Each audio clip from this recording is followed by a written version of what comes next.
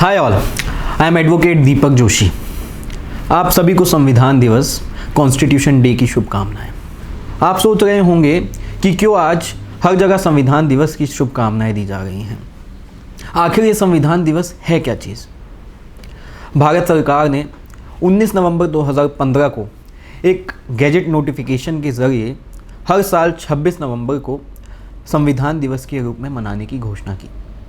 26 नवंबर को उस दिन के तौर पे चुना गया जिस दिन भारतीय जनता को भारतीय संविधान के महत्व और उसकी जानकारी दी जाएगी। दरअसल आज ही के दिन सन 1949 में डॉक्टर भीमराव अंबेडकर की अध्यक्षता वाली कॉन्स्टिट्यूएंट असेंबली ने भारत का संविधान एडॉप्ट किया था और ठीक 2 महीने बाद यानी कि 26 जनवरी 1950 को वो संविधान लागू किया गया। तो अब आप में से कुछ लोग ये सोच रहे होंगे कि इस काम को करने के लिए तो अलग अलग डेट क्यों चुनी गई। तो दोस्तों, उसके पीछे भी एक इंटरेस्टिंग कहानी है, लेकिन वो कहानी मैं आपको आज नहीं बताने वाला।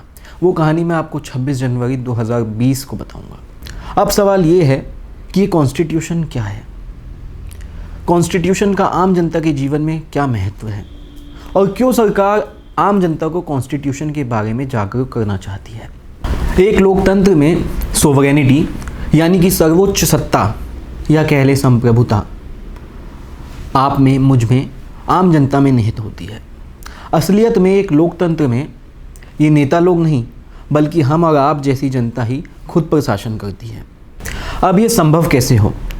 तो आज़ादी के बाद उस सोवरेनिटी का इस्तेमाल करते हुए भारतीय जनता ने सबसे पहला कार्य ये किया कि लोकतंत्र को सुव्यवस्थित ढंग से चलाने के लिए स्वयं को एक संविधान दिया।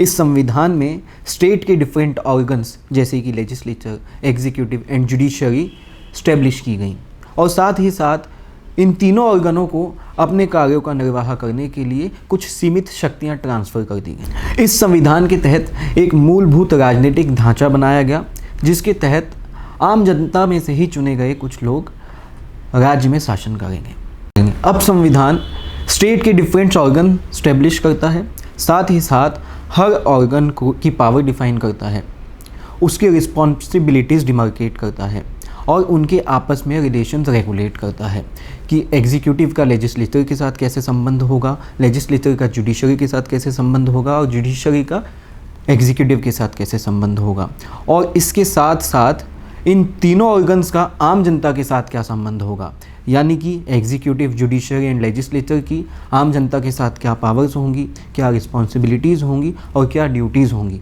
साथ ही साथ आम जनता के इनके प्रति या इनके खिलाफ या इनके अगेंस्ट क्या क्या राइट्स होंगे। हमारा कॉन्स्टिट्यूशन स्टार्ट होता है प्रीएम्बल से और प्रीएम्बल स्टार्ट होता है with the people of India से।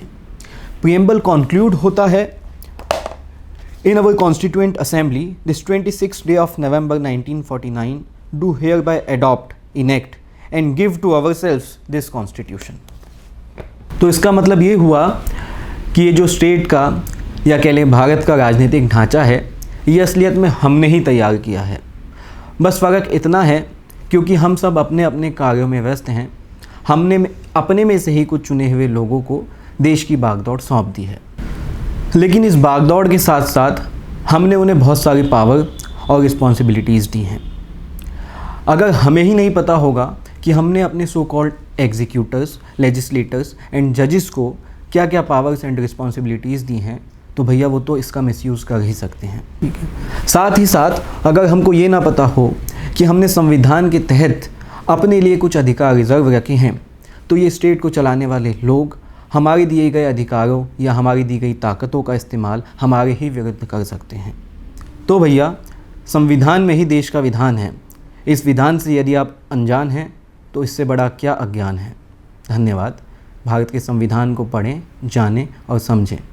लीगल जानकारी और लीगल अवेयरनेस से जुड़े रहने के लिए प्लीज़ इस चैनल को सब्सक्राइब करें और आप मुझे फॉलो भी कर सकते हैं। Thank you.